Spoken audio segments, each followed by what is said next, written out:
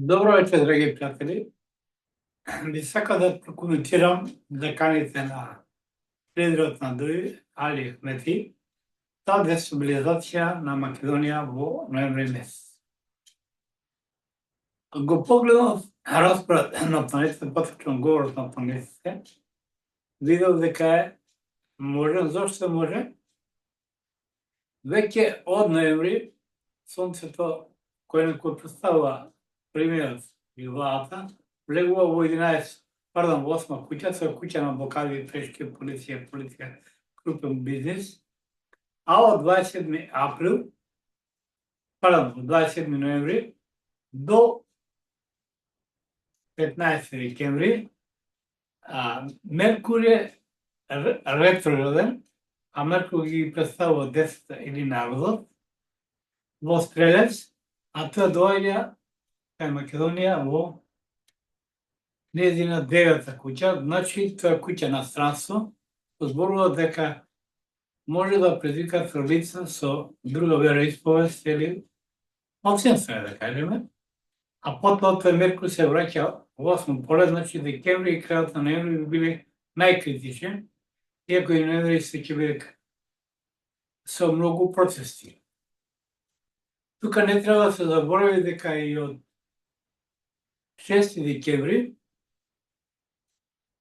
Марс е ретрограден во Лав до 4 февруари, а тоа кој ќе погледнете на наталната карта на Македонија, 5-та куќа, значи деца, значи не е исклучено да има обиди за дестабилизација и конфликти, па и меѓуетнички, бидејќи кој што рекол Меркур од 27 ноември до 15 декември ќе биде ретрограден, од 9-та ќе влезе во 8 куќа и треба да се обрне безбедност на државата, па и самиот премиер да се обрне големо внимание неговата безбедност од почетокот на ноември, бидејќи во крајот на октомври сонце се облегува во 8 куќа, а сонцето во мундната астрологија или политичката астрологија ја представува 6 куќа во владата, а кај нас не само од наталната карта на Македонија, 6 куќа почнува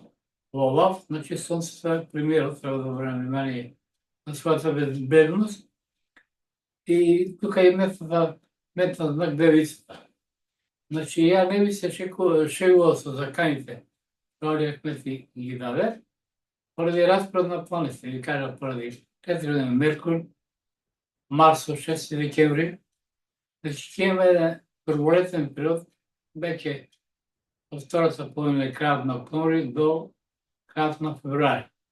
Затоа ја им препорачувам на владата да обрнат големо внимание на потредите кои се влечат, бидејќи и премиерот може да биде загрозен и стабилноста на Македонија.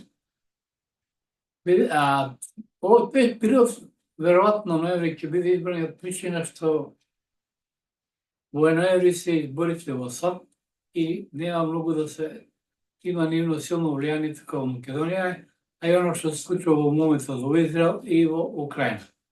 Значи, пријатели, ово беше среда вечерва. Они што сакат и понатаму да ме следат, значи, треба на YouTube да присат subscribe или претплати се бесплатно и ќе можат да ме следат уживо. Поточно кажано, први да ги добиват моите видеоанализи. Ќе вака ми полесно колку се пишување. Сакам добра ноќ и со разум во главата. Со да се